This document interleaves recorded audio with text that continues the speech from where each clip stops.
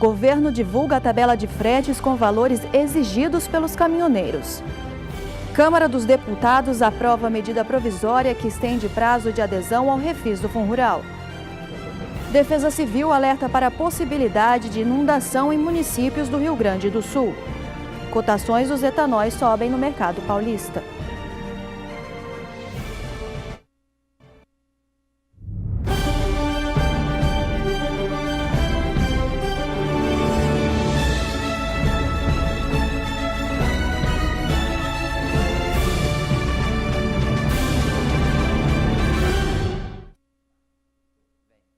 Muito boa tarde para você que está acompanhando a programação do Canal do Boi. Começa agora mais uma edição do Agricultura BR. Boa tarde, Juliana. Boa tarde, Carla. Uma boa tarde a todos. A Agência Nacional de Transportes Terrestres publicou nesta quarta-feira que trouxe uma mudança na tabela de fretes rodoviários no país, com um impacto médio de alta de 5%, dependendo do tipo de carga. O reajuste na tabela do frete mínimo ocorre após uma alta de mais de 10% nos preços do diesel, dentro do programa de subsídios ao combustível na semana passada. A Petrobras elevou o valor médio na refinaria em 13%. A Lei 13.703 de 2018 determina que a tabela de frete seja reajustada sempre que o preço do diesel tenha oscilação superior a 10%. O reajuste nos valores da tabela ocorreu em meio a preocupações de que caminhoneiros poderiam organizar novas paralisações em estradas.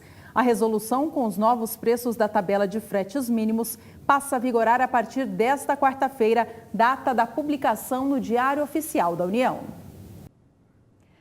E duas polêmicas seguem tirando o fôlego do setor: o tabelamento de frete e a falta de assistência como item do crédito rural. Quem traz as informações é a Catarina Martorelli. O tabelamento do frete ainda preocupa muitos produtores e entidades do setor agrícola brasileiro. Sem uma decisão ainda por parte do Supremo, a tabela do dia 30 de maio segue em vigor e acumula prejuízos. A Frente Parlamentar da Agropecuária busca alternativas para debater o tema e conseguir uma solução para o impasse. Até porque a União dos Caminhoneiros se manifestou esta semana e, em nota, diz que pode decidir por uma nova paralisação depois do feriado de 7 de setembro, por tempo indeterminado. Fazer um aumento em cima do tabelamento de frete só dificulta um pouco mais. Então, neste momento agora, está indo para a NTT o grupo de técnicos de todas as entidades que compõem a FPA, e eles então vão fazer um debate sobre isso para encontrarmos uma alternativa que seja bom para os transportadores e para os donos da carga. O setor também tem pleiteado o retorno da assistência técnica como item financiável do crédito rural. Este ano, o Plano Agrícola não contempla a assistência técnica, considerada pelo setor fundamental. Um dos fatores que mais levam ao endividamento do produtor é a falta de assistência técnica e os juros altos. Saber plantar, o espaçamento, como é que você vai cultivar, como é que você vai pulverizar a lavoura, como é que você colhe para não haver perdas. Tudo isso é assistência técnica. Se não fosse assistência técnica, o Brasil não seria do tamanho que é hoje. Catarina Martorelli para o SBA. E a Câmara dos Deputados aprovou medida provisória para renegociação da adesão do refis do Fundo Rural. Atualmente, os produtores deveriam aderir até o dia 30 de outubro, mas a medida prorroga até o dia 31 de dezembro deste ano. A matéria ainda deve ser votada pelo plenário do Senado Federal.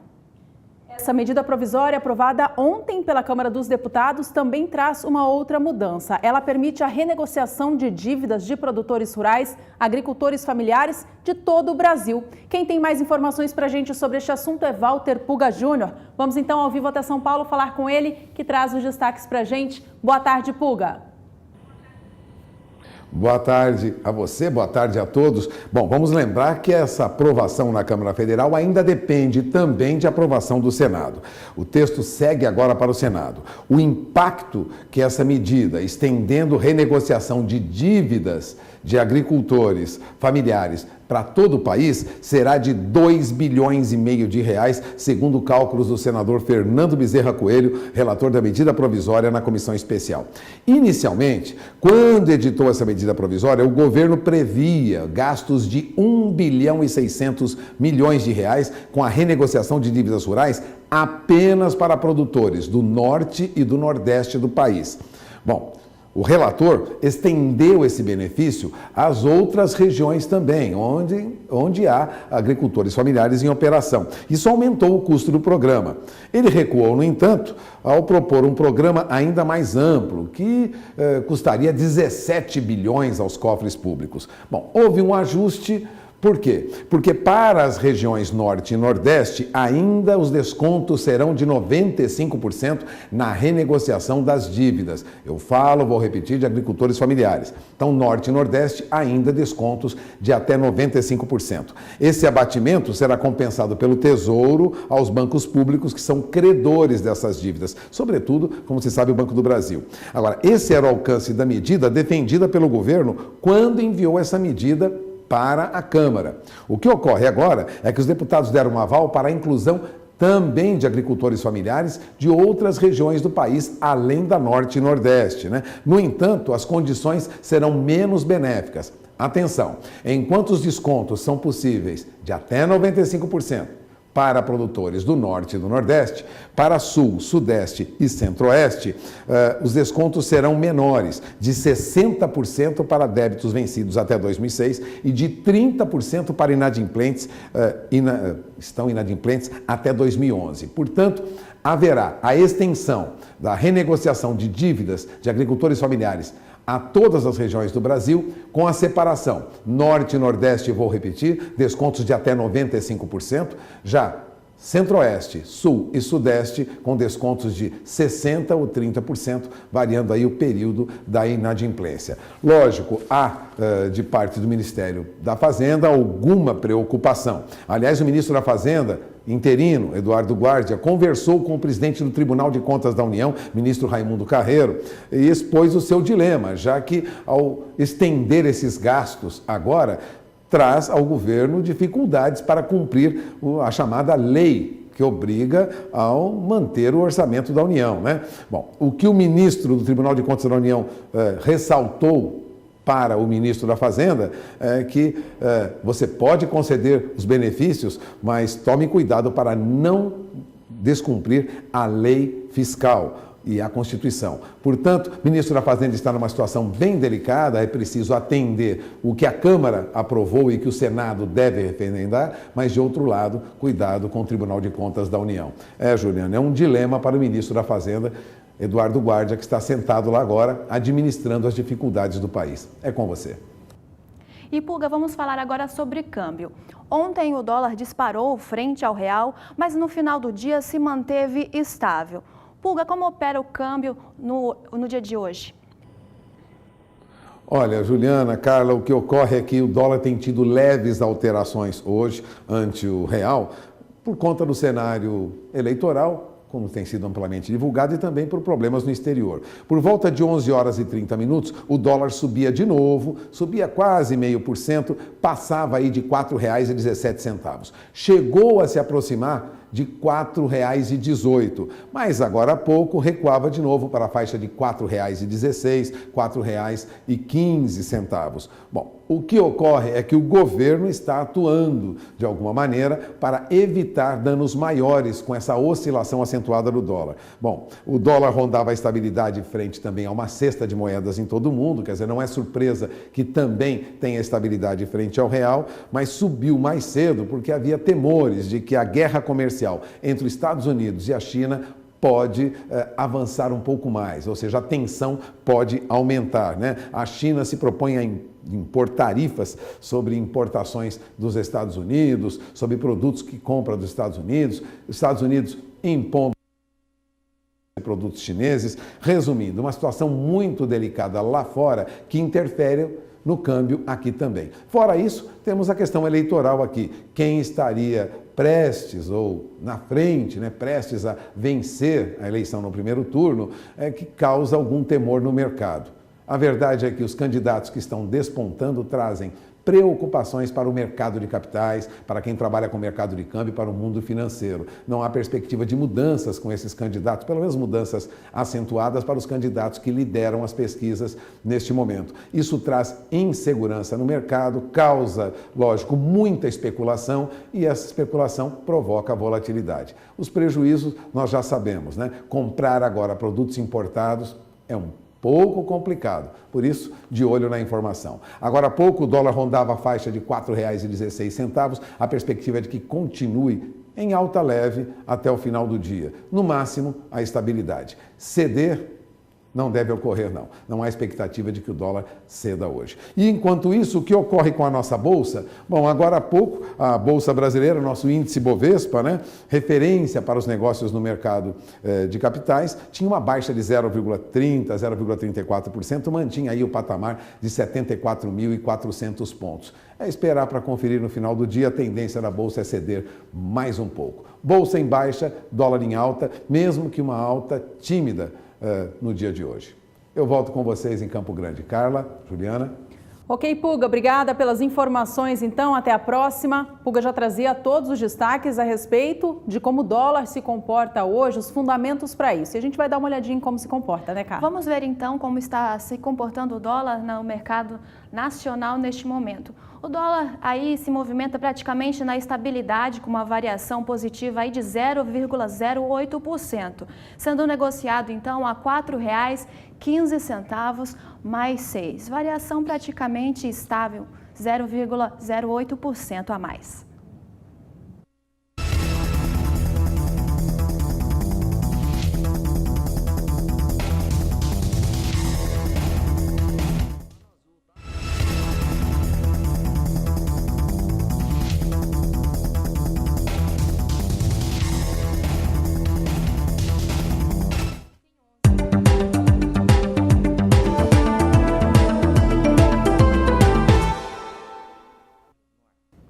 É hora de acompanharmos as cotações da soja nos portos do país, que vêm totalmente descoladas do que acontece em Chicago. A soja no cenário internacional vem em queda forte por conta da safra norte-americana, prestes a ser colhida, um volume positivo.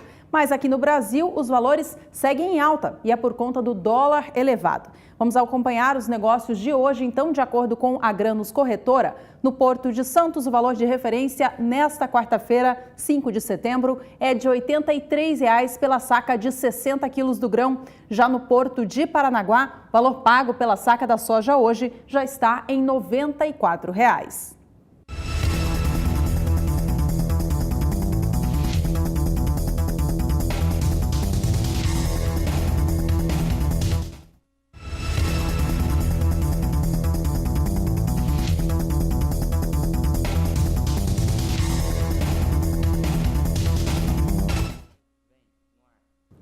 Comprovadamente, a aplicação aérea é mais eficiente e de menor custo nas lavouras. O nosso repórter Valdir Pacheco acompanhou uma capacitação técnica em Sorriso, interior de Mato Grosso, e você confere os detalhes na reportagem. Um avião agrícola pode ser configurado para ter um menor diâmetro de gota. Essa é uma das razões pelas quais a aplicação aérea é mais eficaz na aplicação de inseticida do que equipamentos terrestres. Um aspecto estreito de gotículas pequenas proporciona uma boa cobertura e deposição, o que aumenta a eficácia da aplicação. É o menor tamanho de gota, no entanto, que faz aumentar o risco de deriva, não a própria aeronave. Uma aeronave agrícola pode ser configurada para fornecer um tamanho de gota grande, resistente à deriva, de acordo com as condições técnicas e climáticas. Nossa equipe acompanhou uma capacitação para produtores e pilotos de aeronave agrícola sobre a eficiência na aplicação aérea de inseticida. O evento aconteceu em Sorriso, no Médio Norte de Mato Grosso. Uma das palestras apresentadas foi deste agrônomo e consultor em tecnologia de aplicação do Rio Grande do Sul, Paulo Rosa. Após a parte teórica, através do ciclo de palestras, os produtores e pilotos vieram a campo. Aqui, eles estão conhecendo a eficiência da aplicação. A grande oportunidade que nós temos para utilizar a aviação agrícola, ela nos remete ao fato de que hoje, para haver um adequado controle de doenças na cultura da soja, a gente não pode errar o momento de aplicação. As aplicações devem ser iniciadas com baixa severidade na lavoura e muitas vezes eu tenho uma situação de umidade no solo ou uma situação climática com excesso de chuva que me torna desfavorável para o pulverizador entrar na lavoura. E aí a aviação agrícola ela entra como uma técnica de pulverização que eu independo do estado de umidade do solo. Dentre as vantagens da aplicação aérea, podemos citar o não amassamento da plantação, tornando assim mais produtiva a área plantada. Pode ser realizada a aplicação logo após a chuva, pois não tendo contato com o solo, o mesmo não é danificado. A outra questão é que hoje o custo de amassamento na lavoura ele gira em torno de 2 a 3 sacos. Essa recuperação do custo de amassamento, somada à depreciação de autopropelido, somado também ao custo de diesel operador, ela chega a ser muitas vezes 50% a 70% mais cara do que uma aplicação aérea. Então a gente verifica que há vantagem econômica e vantagem operacional nesse processo. Valdir Pacheco para o SBA, Sistema Brasileiro do Agronegócio. De olho agora no cenário internacional da soja. A oleaginosa, na Bolsa de Chicago, vem operando com queda novamente nesta quarta-feira. Depois de fechar em baixa nesta última terça, os negócios seguem em movimento negativo. Essa queda que tem sido observada tem a ver com a safra norte-americana, que caminha muito bem até agora e está prestes a ser colhida. Essa situação coloca muita pressão no mercado. Os valores vêm na faixa dos $8 por bushel, uma pressão muito forte. Soja negociada para entrega em setembro opera agora a $8,28 por bushel. Posição de novembro, $8,37 mais 6, perdendo neste momento mais de 6 centes de dólar por bushel. Contratos com entrega em janeiro de 2019 operam a $8,50 mais 6 e a posição de março do ano que vem a $8,63 mais 2, também operando com baixa superior a 6 centes de dólar neste momento. O Agricultura BR vai agora para um rápido intervalo comercial, já já a gente volta com muito mais. No próximo bloco você vai ver. Defesa Civil alerta para inundação em municípios no Rio Grande do Sul. Até mais. Devido ao grande volume de chuvas registrado no estado do Rio Grande do Sul nos últimos dias, a Defesa Civil informou nesta última terça-feira, dia 4 de setembro, para a possibilidade de inundação em alguns municípios que são banhados pelos rios Caí, Gravataí, Sinos, Jacuí e Guaíba, mesmo com o retorno do tempo bom.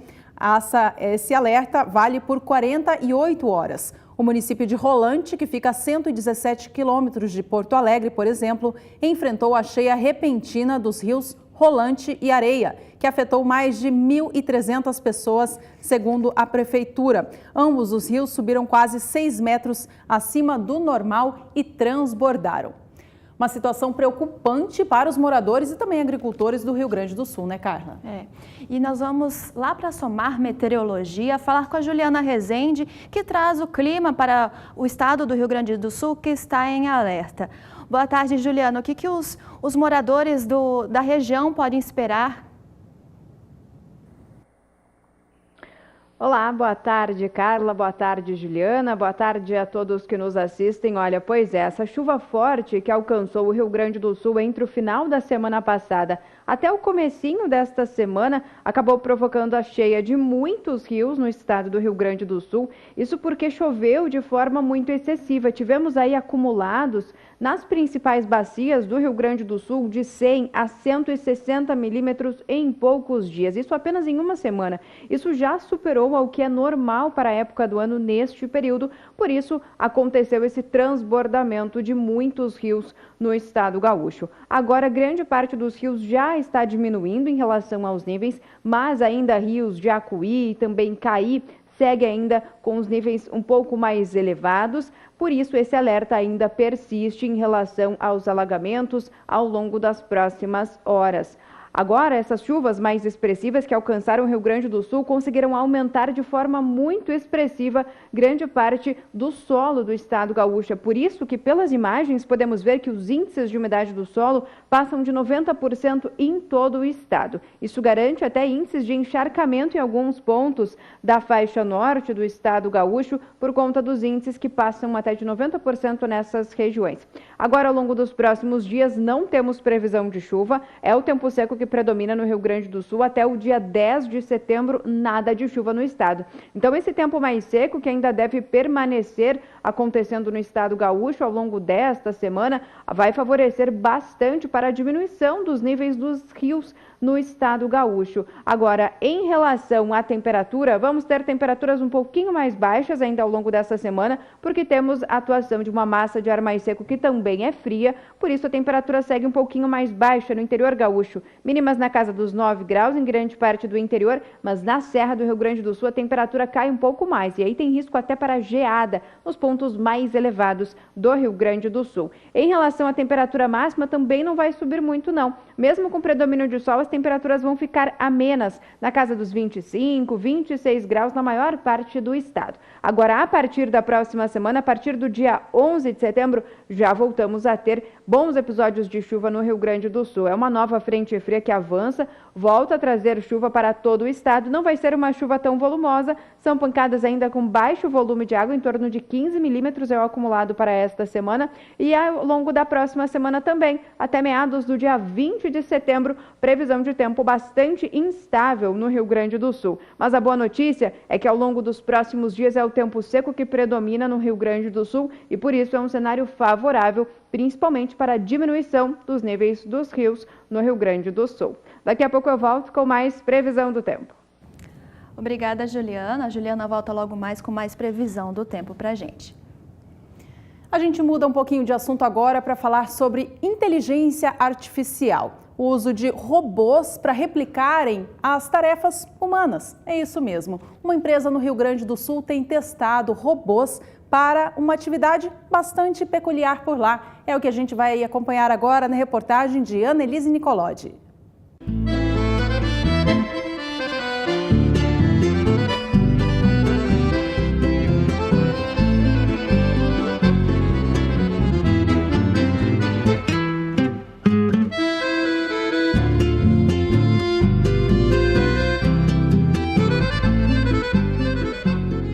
Uma prova da evolução tecnológica. Aqui, um robô foi adaptado para servir o nosso tradicional chimarrão.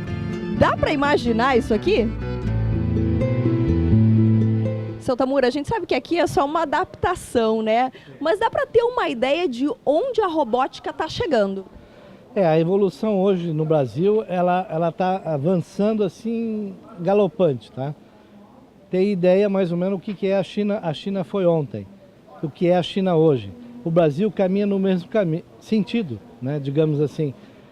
O governo deu um incentivo aí de zerar as taxas, as empresas acordaram e os empresários estão a mil para melhorar a produção, a qualidade deles, para colocar isso no mercado. Então, a evolução hoje está galopante, tá? Tanto é que podemos ver aqui um robô colaborativo servindo chimarrão. É um robô também que lava alface, cata ovos, não quebra, encaixota, coisas assim, né, que jamais imaginaríamos chegar num ponto desse. Seu Tamura, às vezes a gente acaba ouvindo algumas críticas, né, de que o robô está vindo para tirar o emprego de muita gente, mas na verdade não é isso, né? Não, o robô não tira emprego de ninguém. O que o robô faz é aquele trabalho repetitivo, né, que nos traz problemas saúde, problema de dores e tal. Então o robô, ele faz aquilo que é repetitivo, porque o robô é uma máquina, é burra, ela não pensa, quem pensa é quem programa ele. Então, robô não tira emprego de ninguém, nós temos é que nos qualificar para operar isso, o que não temos no Brasil ainda.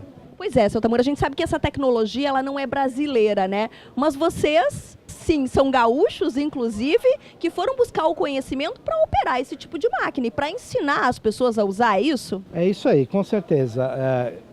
Eu fui para o Japão, morei 10 anos lá, levei meu filho, que vai ser o futuro sucessor disso tudo, para aprender. Trouxemos uma tecnologia, né, de ponta. Infelizmente, ainda não construímos esse robô. Mas a Tamura Robótica tem a intenção de, no futuro próximo, estar construindo robôs também. Show de bola. E agora o senhor vai tomar esse chimarrão? Vou tomar um chimarrão, olha aqui, ó, servido por um robô aqui, ó. Muito bom. Olha, eu não imaginava, principalmente porque é uma coisa tão tradicional do gaúcho, mas a gente tem que se acostumar às inovações. E isso aí, sem dúvida nenhuma, assim como a nossa internet, o nosso celular está tão complicando tanto a vida de todo mundo, essa aqui não complica. Essa aqui a gente é servido por um robô com um lenço gaúcho no pescoço e eu acho que aos poucos a gente vai acostumando com a companhia, porque cada vez mais a mão de obra vai diminuindo. E isso aqui substitui muito a mão de obra.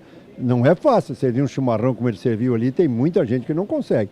A gente vem do agronegócio, né? Sabe que a tecnologia no agronegócio está muito presente. E quem não chegar perto dessas inovações certamente vai ser excluído. Sem dúvida nenhuma. No agronegócio hoje ele avançou tanto que muitos empregados das propriedades rurais, muitas pessoas hoje não têm condições de acompanhar a modernidade dentro das máquinas agrícolas, dentro das semeadeiras, das colheitadeiras. Isso realmente hoje nos preocupa muito, porque eu acho que a tecnologia avançou mais rápida que a preparação do nosso funcionário. Por isso, o nosso Senar, o Serviço Nacional de Aprendizagem Rural, faz um papel espetacular e eu acho que cada vez mais nós temos que aprimorar o nosso homem do campo, porque a nossa produção, o nosso custo de produção está tão caro, tudo está ficando numa maneira que hoje a gestão é talvez a palavra fundamental no agronegócio hoje, dentro da nossa propriedade, da porteira para dentro principalmente, e eu acho que a gestão é principal. E gestão é um complemento de muitas coisas, onde uma delas é essa modernidade que nós estamos vendo aqui.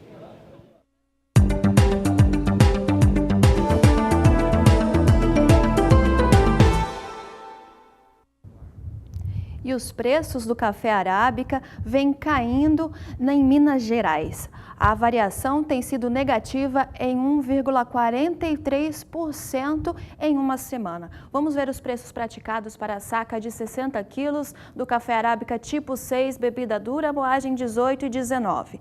No último dia 29 de agosto, a saca estava sendo negociada a R$ 420.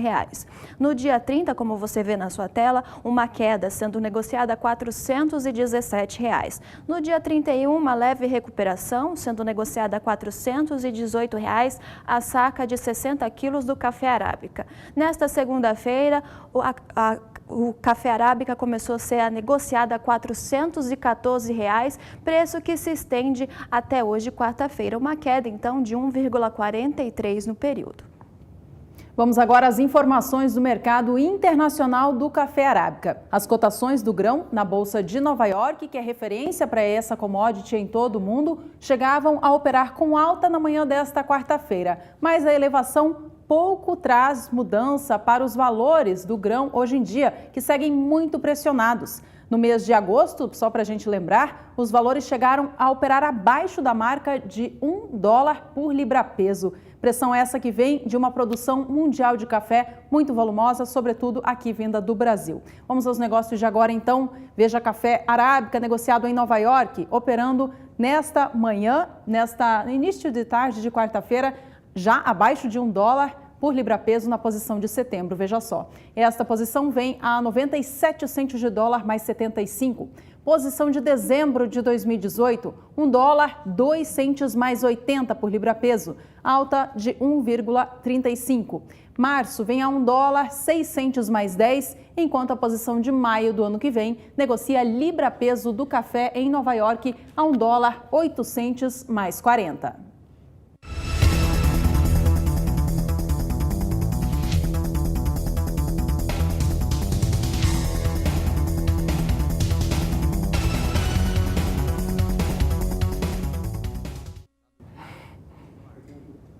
E a Agricultura BR vai para um rápido intervalo comercial, mas você pode participar aqui com a gente enviando seu WhatsApp pelo nosso telefone, que é o 67996562266. Daqui a pouquinho a gente volta com muito mais informação para você, mas antes você fica com o Momento Fosfosal. Com Fosfosal, o meu gado melhorou, o meu lucro aumentou e a vida sossegou. Bem-vindo à segunda temporada do Momento Fosfosal, o multimineral injetável que estimula o seu rebanho nos momentos de desafio da sua propriedade. E para essa temporada, preparamos para você uma série de depoimentos de pecuaristas por todo o Brasil que usaram e comprovaram a eficácia de Fosfosal, aumentando a lucratividade da fazenda. Acompanhe no vídeo. Comecei utilizando Fosfosal nos bezerros pós-desmama e gostei muito do resultado do produto, que deu uma melhora muito boa no pelo dos animais, no ganho de peso, de engorda.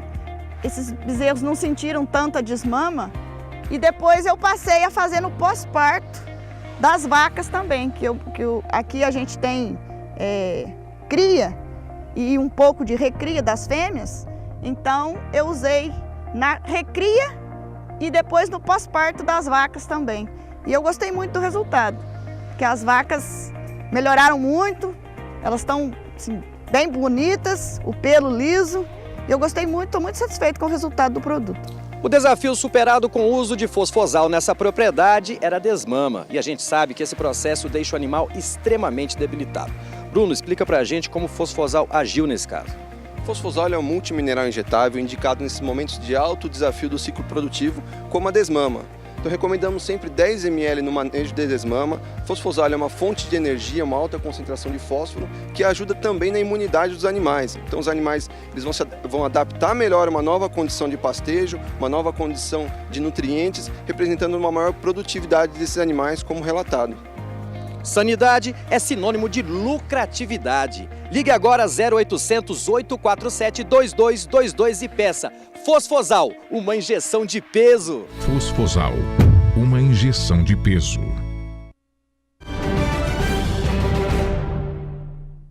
Agricultura BR de volta e agora o assunto é cana-de-açúcar.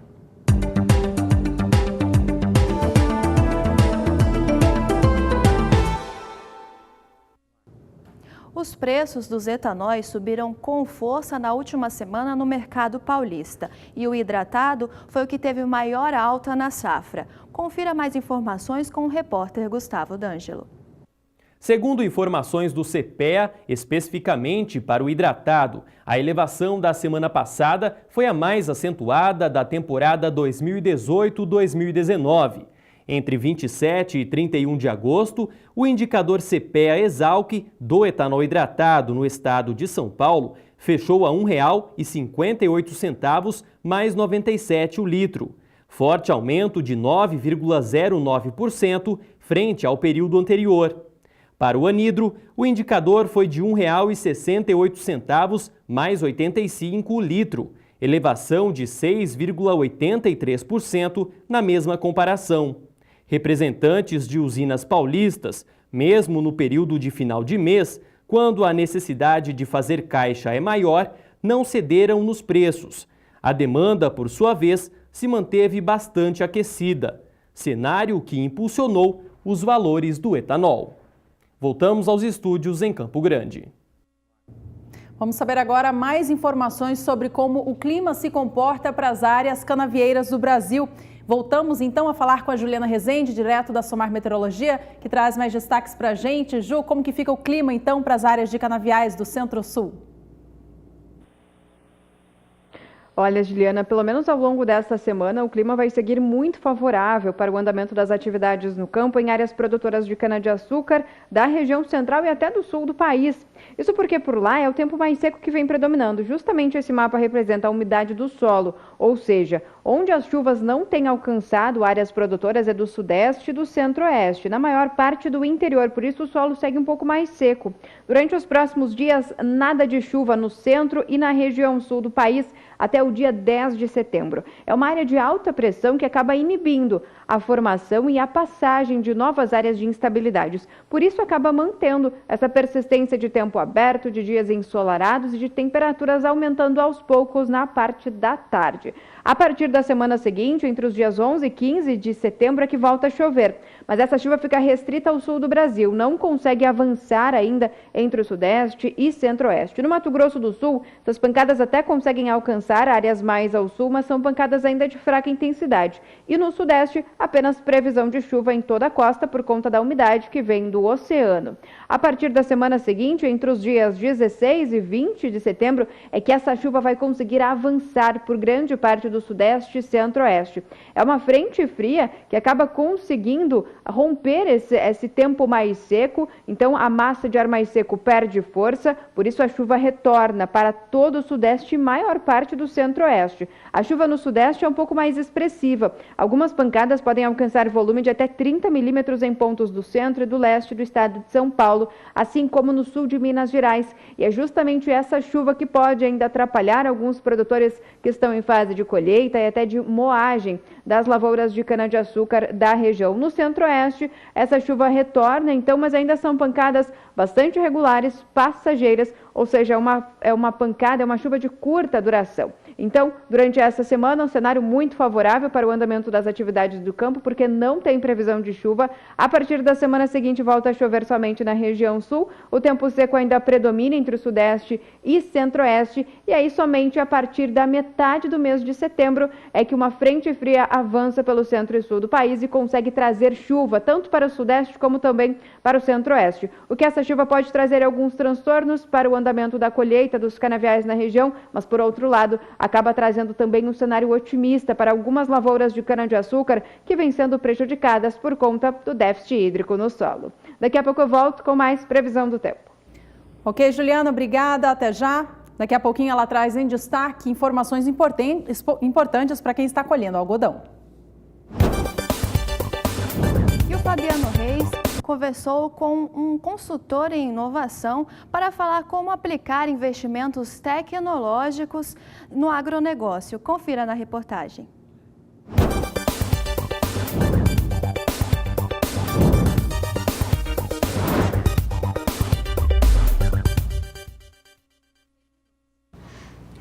E o Agricultura BR destaca a partir de agora informações importantes para você que é produtor rural. Vamos falar sobre inovação, vamos falar sobre tecnologia e também investimentos no agronegócio. Para falar a respeito deste assunto, nós recebemos aqui em nossos estúdios o Jefferson Prestes, ele que é consultor em inovação e está aqui conosco. Jefferson, você trabalha bastante com tecnologia, é a sua área de atuação.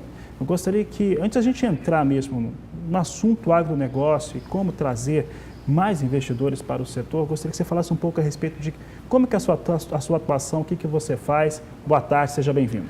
Boa tarde. Eu trabalho com tecnologia há mais de 20 anos, né?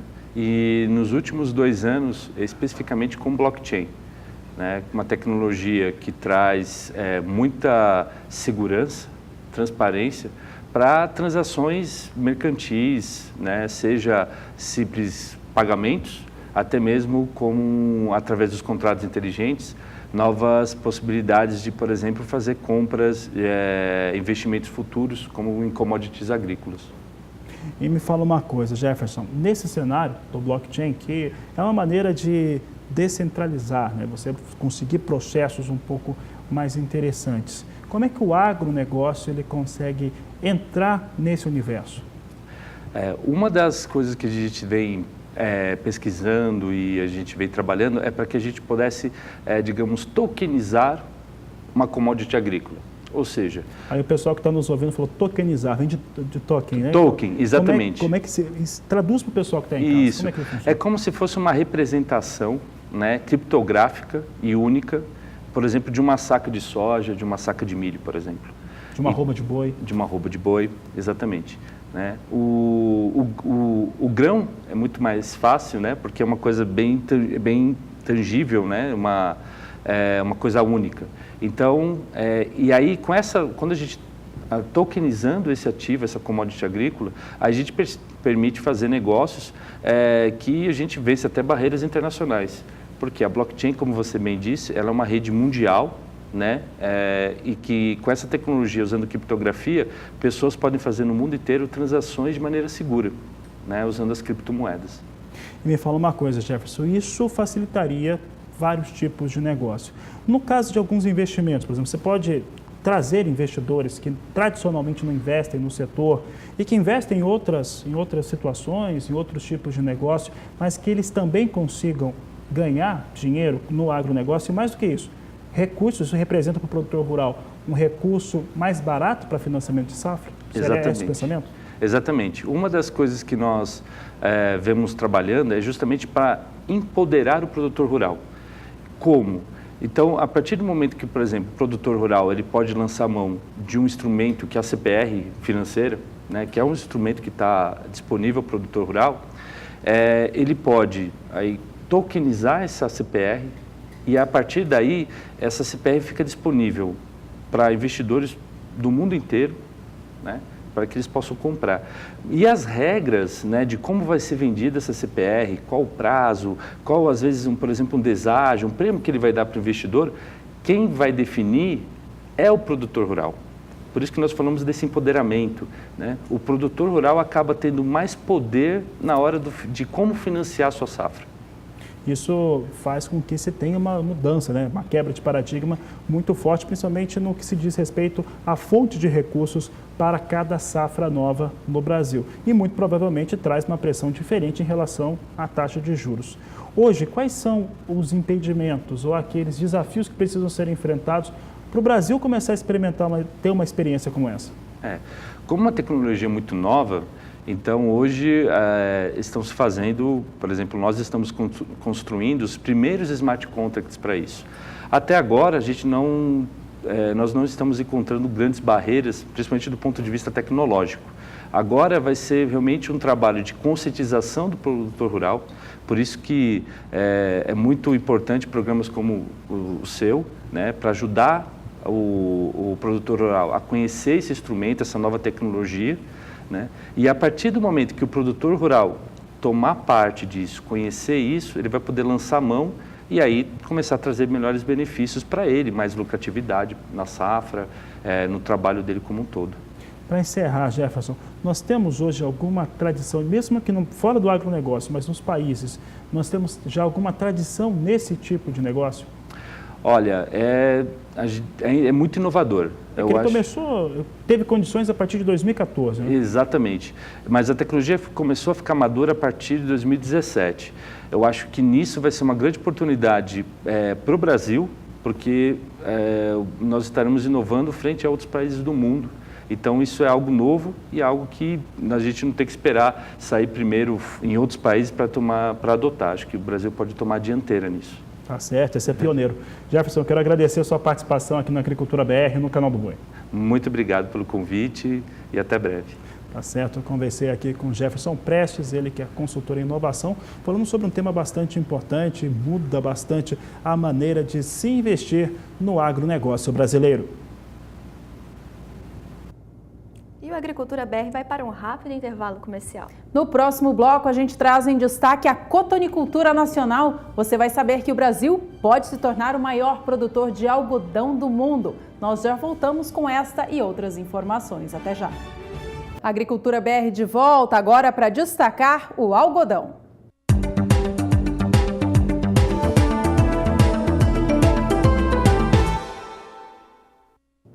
O Brasil tem grandes chances de superar a Índia e se tornar o maior produtor de algodão do mundo. Direto da Bolsa Brasileira de Mercadorias em São Paulo, Sara Kirchhoff tem as informações. Olá, Sara! Olá para você, olá a todos. De acordo com a agência inglesa Reuters, o Brasil deverá ultrapassar a Índia nas exportações de algodão. Hoje a Índia é o segundo maior exportador do algodão em pluma do mundo, ficando atrás somente dos Estados Unidos. Isso porque os Estados Unidos começam a perder força aí na disputa comercial por causa da disputa entre China e Estados Unidos, que são as duas maiores economias do mundo. Isso vem fazendo com que a China se comprometa a comprar mais algodão em pluma do Brasil. Até 2020, de acordo com uma estimativa do país asiático, o Brasil deverá plantar aí cerca de 2 milhões de hectares. E hoje o recorde de produção por aqui gira em torno de 1,5 milhão de hectares para a próxima safra 2018-2019. Então, com esse comprometimento por parte da China, o Brasil deverá aumentar aí a produção e aumentar, consequentemente, as exportações.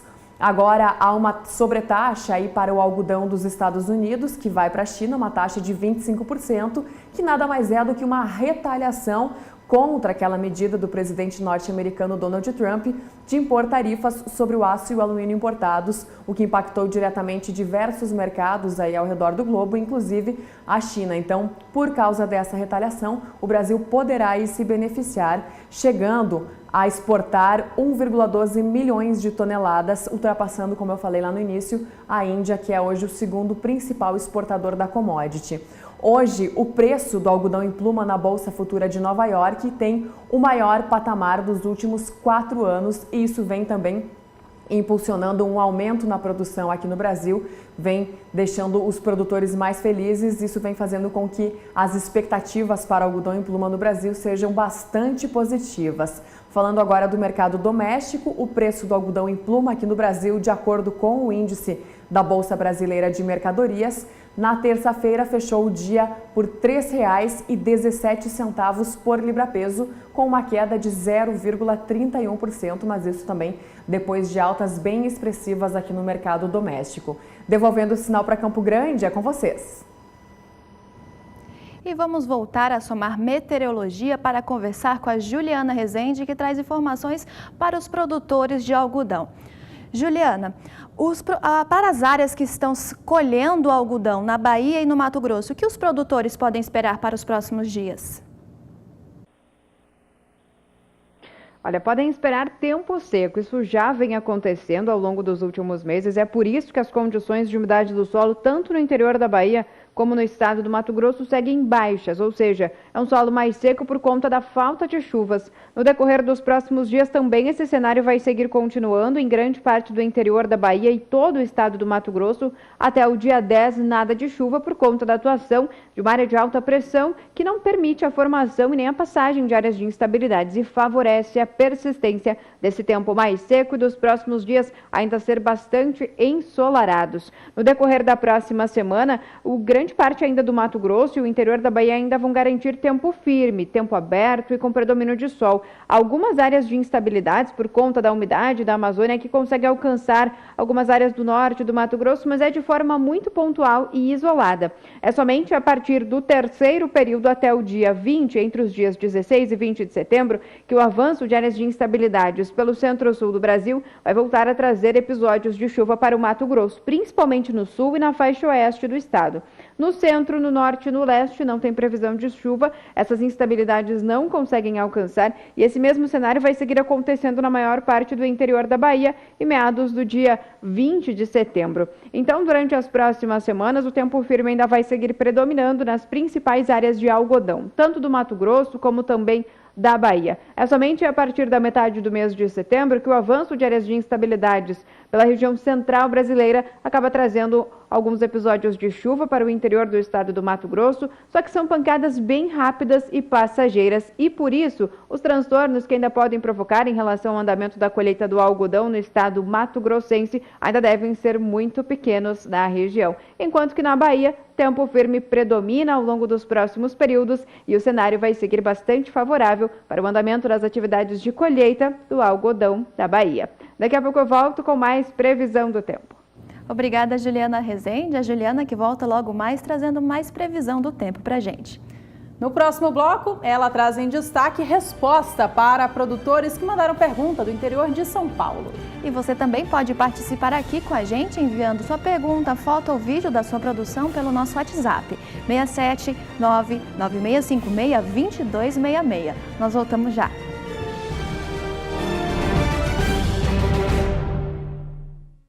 E o Agricultura BR já está de volta para falar com você que mandou mensagem para a gente. É hora do quadro Agricultura BR Responde.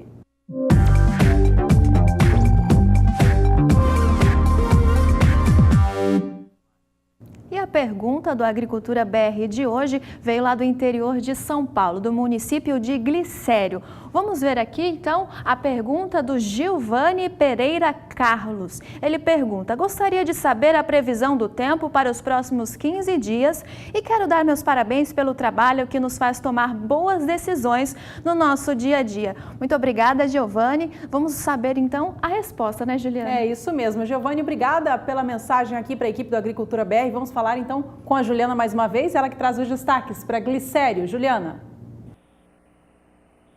Respondendo à dúvida do telespectador Giovanni, da região de Glicério, no estado de São Paulo, que quer saber como que fica o tempo para a região dele agora ao longo dos próximos dias. Olha, na região de Glicério a chuva vem sendo bem escassa. É por isso que os índices de umidade do solo em grande parte do interior do estado de São Paulo seguem um pouco mais baixos. Vem chovendo menos do que é normal para a época do ano nesta região. Agora, ao longo dos próximos dias, não tem previsão de chuva mais uma vez até o dia 10 de setembro. A atuação da massa de ar mais seco vai garantir uma semana bastante seca, com tempo firme, dias ensolarados e temperaturas aumentando aos poucos. A partir da próxima semana, volta a chover em pontos da faixa leste litoral do estado de São Paulo, mas essa chuva não alcança o interior do estado. E aí vamos ter uma semana... Bom, nós tivemos um pequeno problema com a transmissão do sinal da Juliana Rezende, direto da Somar Meteorologia, mas nas próximas oportunidades a gente traz aqui mais destaques sobre o clima para São Paulo. E você pode participar também aqui do quadro Agricultura BR Responde pelo nosso WhatsApp. Envie a sua mensagem, sua foto ou vídeo da sua produção pelo nosso número 67996562266. Esse é a Agricultura BR Responde.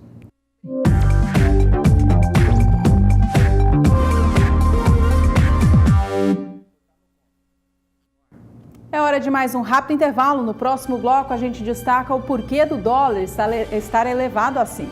E trazemos também as informações finais do programa de hoje. Até mais.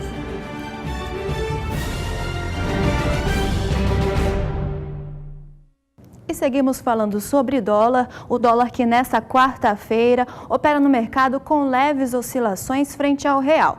O mercado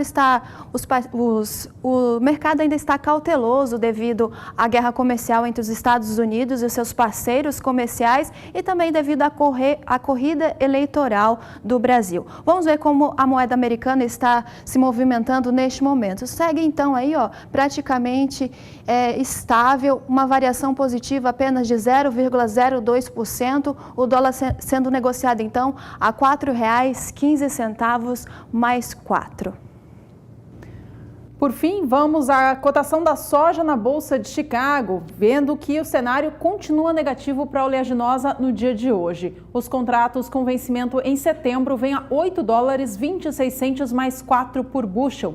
Esta posição perde 5 centes de dólar agora.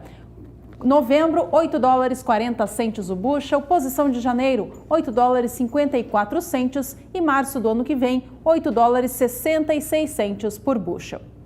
E com essa informação encerramos aqui mais um Agricultura BR para você. E você fica agora com as informações do Agromotor Brasil. Até mais.